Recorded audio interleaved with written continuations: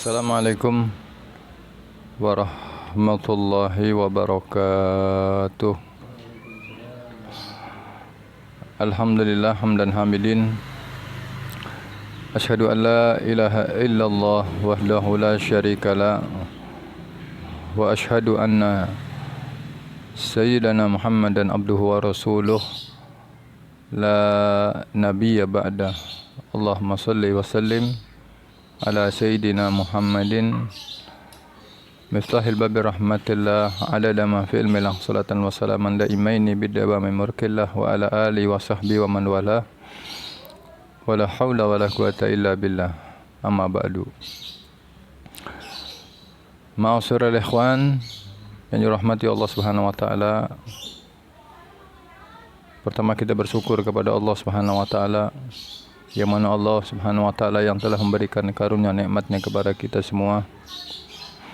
Tak lupa salawat beserta salam tercurah kepada mahabbah kita, junjungan baginda Nabi besar Muhammad sallallahu alaihi wasallam beserta para keluarganya, sahabatnya dan juga para pengikutnya yang setia mengikuti perjalanan ila yaumil qiyamah. Ikhwan yang dirahmati Allah Subhanahu wa taala, kembali Al-Faqir melanjutkan pembahasan syara' daripada kitab Aqidatul Awam, yang mana pada kesempatan kali ini akan menyelesaikan 5 lagi pembahasan nabi-nabi yang wajib kita imani, yang insyaallah nanti kita akan membahas keurutan yang ke-21 sampai ke-25. Ikhwan yang dirahmati Allah Subhanahu wa taala, langsung saja kita sampai kepada Nabiullah Yunus alaihi salam. Nabi Yunus adalah putra daripada Matius. Beliau termasuk orang yang saleh, orangnya ahli ibadah, dan juga diutus menjadi utusan Allah Subhanahu wa taala untuk kaum di wilayah Nineveh, sebuah desa di negeri Mosul, ya. Beliau seperti nabi-nabi dan rasul-rasul utusan Allah yang terdahulu bertugas mengajak kaumnya untuk mengimani Allah, Tuhan yang esa, Allah Tuhan yang Maha Kuasa, Maha Berkehendak, dan juga membawa misi mengajarkan tentang syariat Allah Subhanahu wa taala kepada kaumnya pada saat itu. Tetapi kaumnya pada saat itu mengancam, ya, artinya dia tidak mau beriman kepada Allah dan tidak mau mengikuti daripada syariat yang dibawa oleh Nabi Yunus alaihi salam.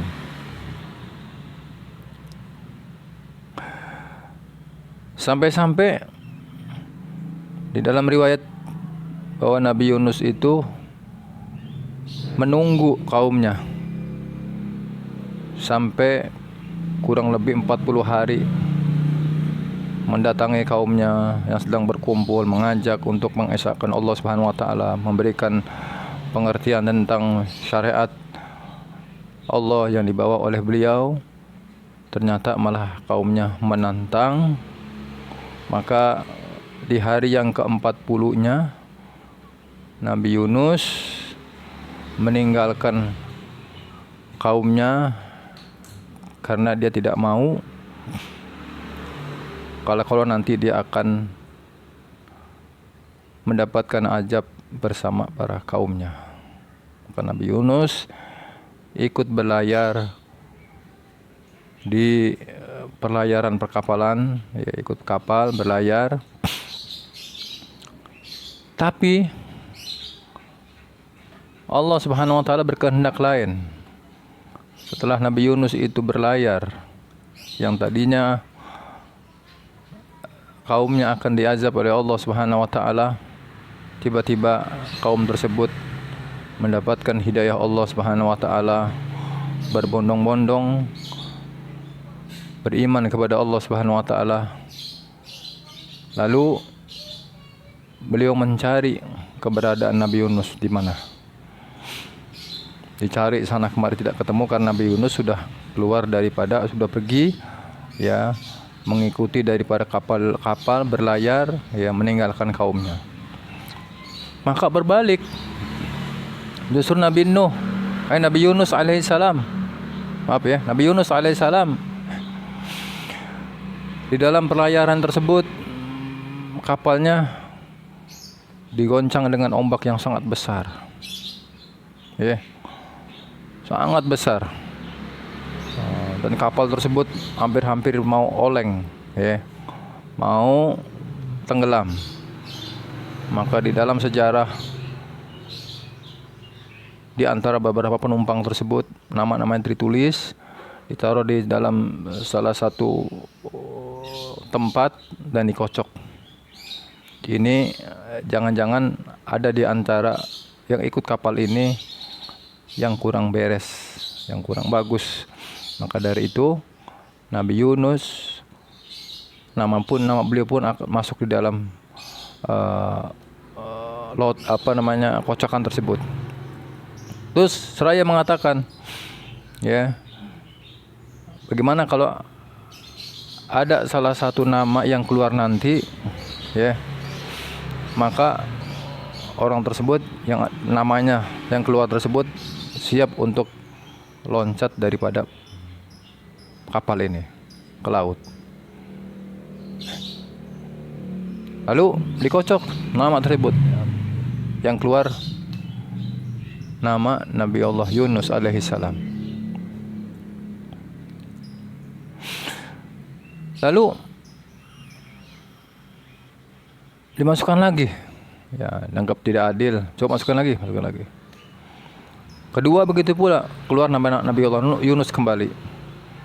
Sampai ketiga kali ternyata yang ketiganya juga tetap Nabi Allah Yunus alaihissalam yang harus keluar daripada kapal yang besar tersebut demi menyelamatkan kapal tersebut. Akhirnya, singkat cerita, Nabi Yunus alaihissalam meloncatkan diri ke laut, ya.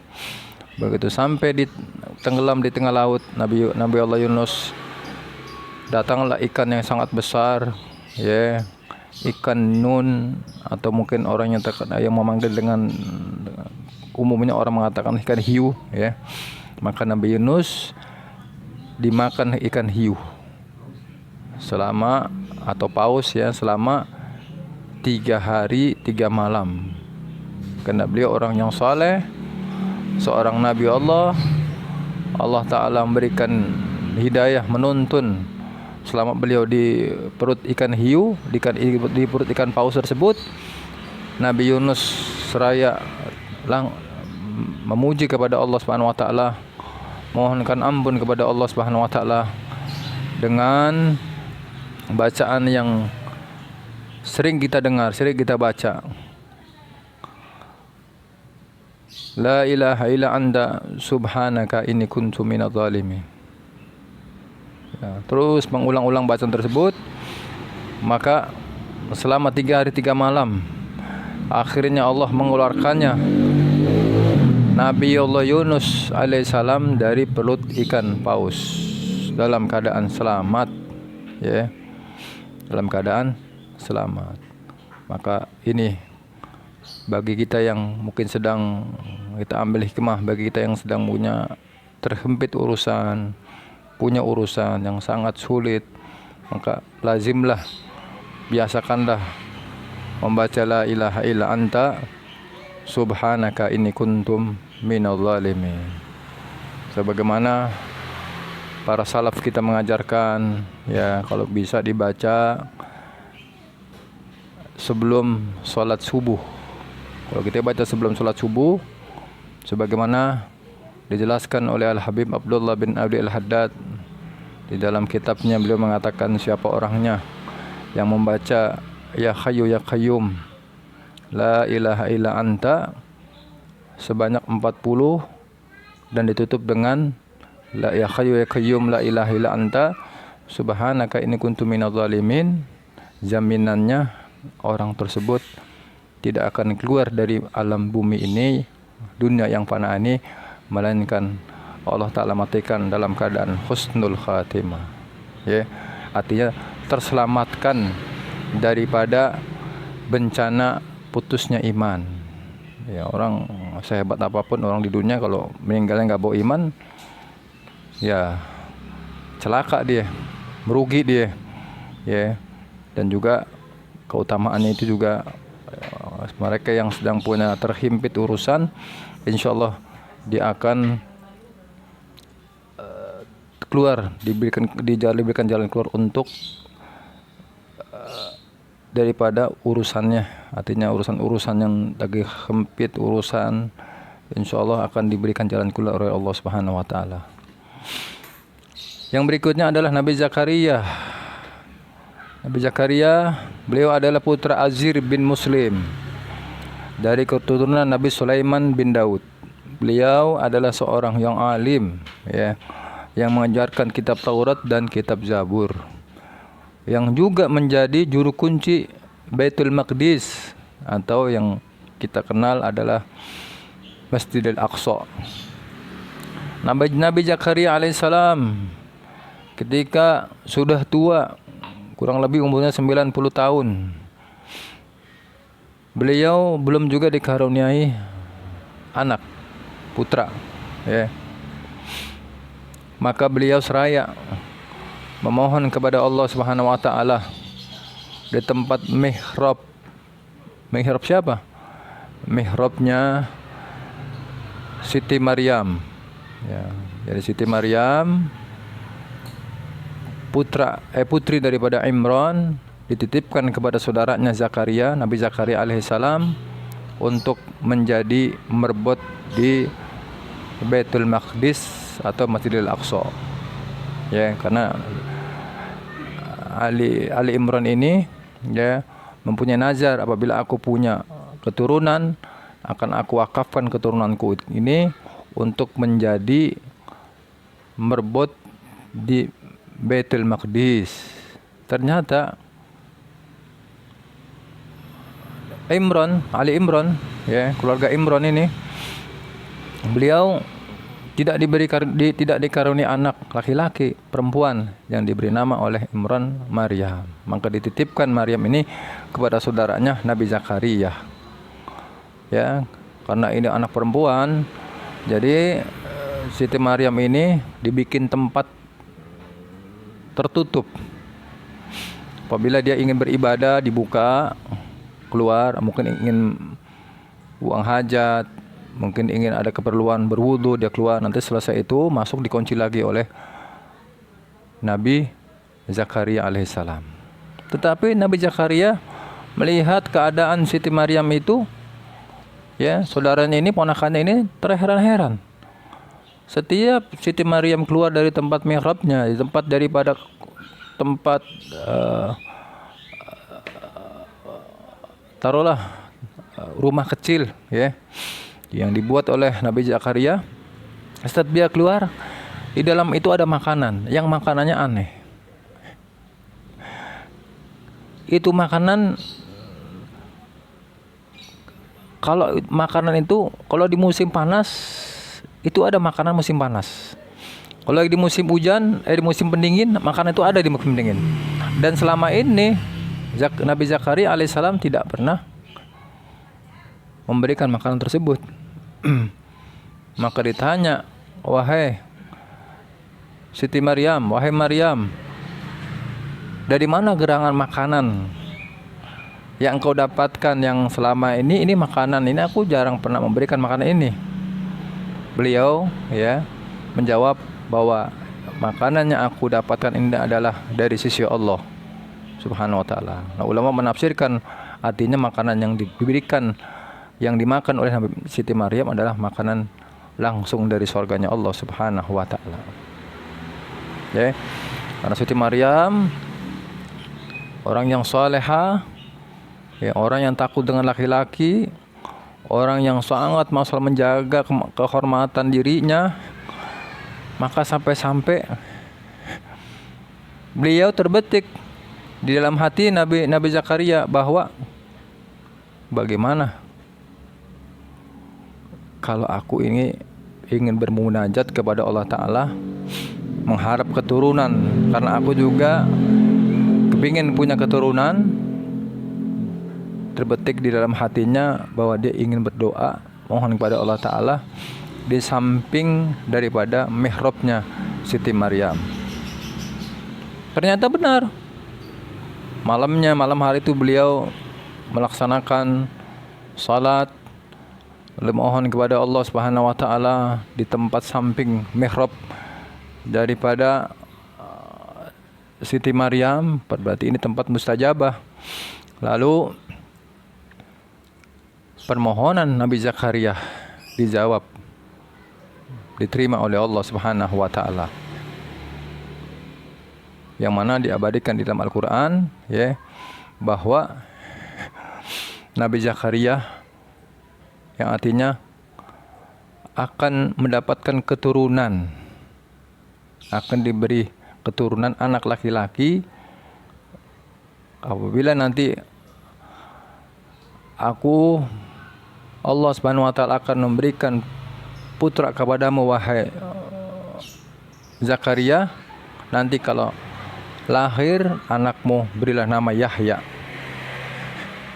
Ini pelajaran buat kita. Lalu artinya pelajaran bagaimana? Boleh saja kalau anak kita ini belum punya anak, terus anak kita belum kelihatan, ya, kita udah siap-siapin nama anak kita, boleh. Kenapa? Karena Nabi Zakaria waktu itu belum mempunyai dikaruniai anak, tapi Allah sudah perintahkan apabila nanti lahir anakmu laki-laki maka berilah nama Yahya. Bahkan menandakan, wahai Allah, bagaimana cara menandakan bahwa aku ini punya anak? Menandakannya adalah engkau nanti besok hari tidak akan berbicara selama 3 hari. Ternyata bukti Nabi Zakaria selama 3 hari itu tidak bisa berbicara, artinya bisu tidak bisa berbicara selama 3 hari. Jadi beliau memerintahkan menjadi merebut di sekitar masjid Baitul Maqdis. Beliau tuh dalam keadaan cuman hanya isyarat tangan dan isyarat melirik kanan dan melirik kiri. Lalu selesai 3 hari, istri beliau dikabarkan telah hamil, artinya dalam keadaan hamil. Jadi Nabi Zakaria membuktikan bahwa betul adanya bahwa beliau akan mendapatkan keturunan, ya. Ikhwan yang dirahmati Allah Subhanahu wa taala. Ini menandakan bahwa yang namanya USG itu juga dibolehkan. Ya, kita kadang-kadang ngapain sih? Lo istri hamil segala di USG.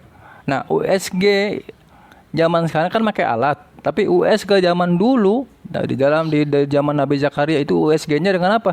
USG-nya dengan menandakan apa sih? Tandanya, wahai Allah, cirinya kalau aku ini bakal punya anak, nanti kamu ini selama 3 hari, besok hari ini kamu selama 3 hari ke depan tidak akan bisa berbicara. Ya, bertanda Nabi Zakaria 3 hari ke depan itu nggak bisa diem saja. Ya, mau ngomong tuh dikunci sama Allah Ta'ala. Ya, mulutnya. Lalu setelah dikunci 3 hari ke depan, ternyata dapat kabar istrinya hamil. Nah, ternyata juga dibuktikan setelah lahir. Ya, begitu lahir 3 hari setelah lahirnya Nabi Isa alaihissalam, lahirnya Nabi Zakaria. Lahirlah dari Nabi Zakaria seorang laki-laki yang dinamakan Yahya atau Nabi Allah Yahya alaihissalam. Jadi Siti Maryam melahirkan Nabi Isa alaihissalam, Nabi Zakaria juga melahirkan Nabi Yahya alaihi wassalatu wassalam. Ya. Jadi Nabi Yahya dengan Nabi Isa itu satu zaman, bahkan Nabi Yahya dengan Nabi Isa itu saudara. Ya, karena Nabi Yahya ini punya ayah Nabi Yahya punya ayah Nabi Zakaria. Nabi Isa punya ibu Siti Maryam. Siti Maryam ini adalah putri daripada Imran. Imran adalah saudara daripada Nabi Zakaria. Semua ini adalah keturunan orang-orang yang baik, ya. Al-Karim Ibnul Karim, ya. Ikhwan yang dirahmati Allah Subhanahu wa taala. Lalu yang ke-23 yang berikutnya adalah Nabi Yahya. Yang tadi sudah saya jelaskan, ya. Nabi Yahya juga seorang nabi yang diutus oleh Allah Subhanahu wa taala, ya. Beliau tadi dilahirkan bukan 3 hari, 3 tahun. Ya, maaf. Saya ulang lagi, 3 tahun sebelum kelahiran Nabi Isa. Ya. Jadi Nabi Yahya dulu, ya, maaf. Saya ulang lagi, Nabi Yahya itu lahir terlebih dahulu 3 tahun sebelum lahirnya Nabi Isa alaihissalam. Nabi Yahya menggantikan ayahnya, ya. Ini Nabi Zakaria mengajar kitab Taurat, kitab Zabur kepada kaumnya. Tujuannya apa? Tetap tidak lepas daripada mentauhidkan Allah Subhanahu wa taala. Jadi tujuan ayahnya Nabi Zakaria juga mengajarkan kaumnya Bani Israel untuk mengesahkan Allah Subhanahu wa taala, dan juga Nabi Yahya putranya juga tujuannya satu juga, meneruskan daripada estafet ayahandanya, yaitu mengesahkan Allah Subhanahu wa taala, yang mana dijelaskan di dalam Al-Qur'an, ya, di dalam surat Maryam, ya, juga di dalam surat Ali Imran, ya. Di situ dijelaskan, isinya menjelaskan tentang kehidupan biografi daripada 2 orang saleh, ya. Ya, ini keturunan Imran dan keturunan Nabi Zakaria. Lalu yang berikutnya adalah Nabi Isa alaihissalam. Beliau adalah putra Maryam binti Imran, ya. Beliau diangkat oleh Allah Subhanahu wa taala menjadi utusan Allah Subhanahu wa taala, ya. Nah, bahkan pada saat itu Nabi Isa alaihissalam, ya, diangkat menjadi rasul utusan Allah Subhanahu wa taala sejak mulai lahir. Jadi sejak lahir sudah diangkat menjadi utusan Allah Subhanahu wa taala. Nah, dari mana? Ya. Karena di saat Siti Maryam itu sudah melahirkan Nabi Isa, ya.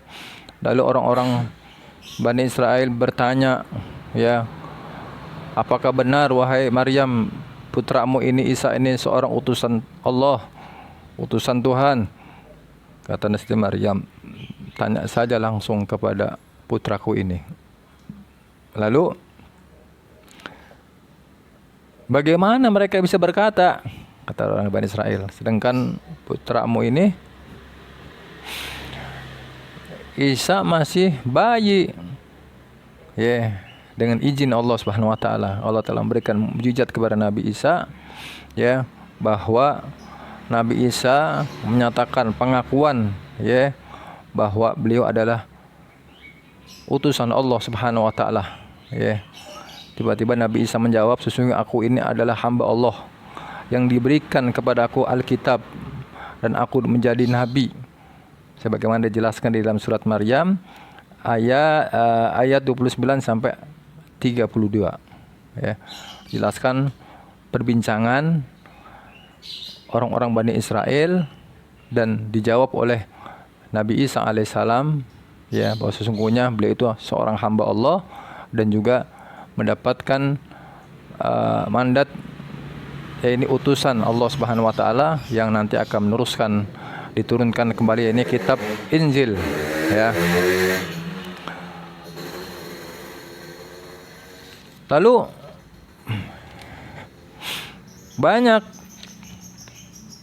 penjelasan-penjelasan di dalam Al-Quran mengenai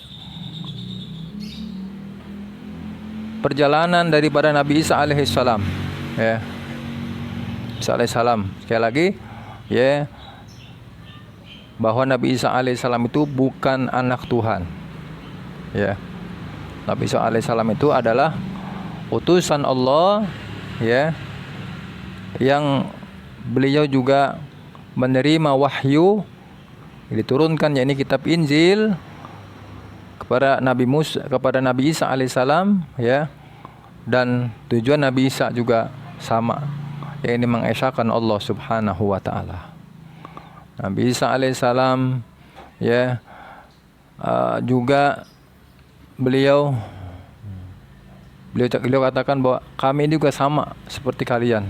Kami ini makan, kami ini minum, kami ini berjalan di atas matahari yang penuh dengan kepanasan. Kami juga mengalami daripada musim dingin, ya. Artinya sama. Jadi kalau ada orang beranggapan bahwa Nabi Isa itu ada anak Tuhan, itu sangat salah, ya. Bahkan Islam tidak mengajarkan bahwa Nabi Isa itu sebagai anak Tuhan. Nabi Isa adalah seorang utusan Allah, ya. Nabi Isa adalah seorang hamba Allah yang diutus menjadi utusan Allah Subhanahu wa taala, ya. Sekali lagi, itu penjelasan daripada keterangan Nabi Isa, ya. Jadi banyak yang punya versi katanya Nabi Isa itu anak Tuhan, salah, ya. Tuhan itu enggak punya anak. Tuhan itu tidak beranak dan tidak diperanakan. Lam yalid wa lam yulad, ya. Lalu saya tidak akan menjelaskan tentang diangkatnya Nabi Isa ke langit, ya, dan diturunkannya Nabi Isa nanti pada akhir zaman.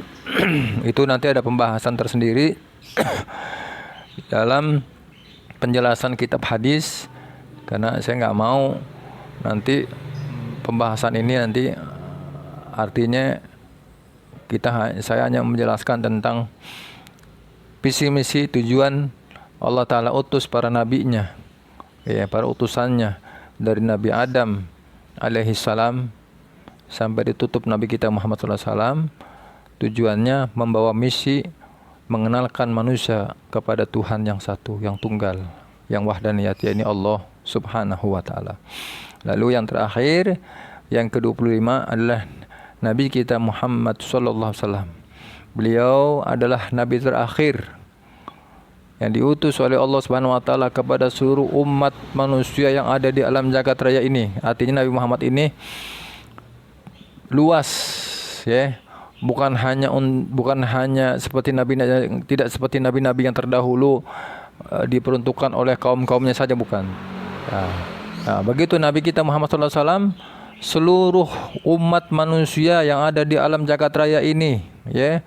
Sebagaimana Allah Ta'ala berfirman dalam Al-Quran, wa ma arsalnaka illa kafatan linnasi basiran wa nadhiran walakinna aksaran nasi la ya'lamun.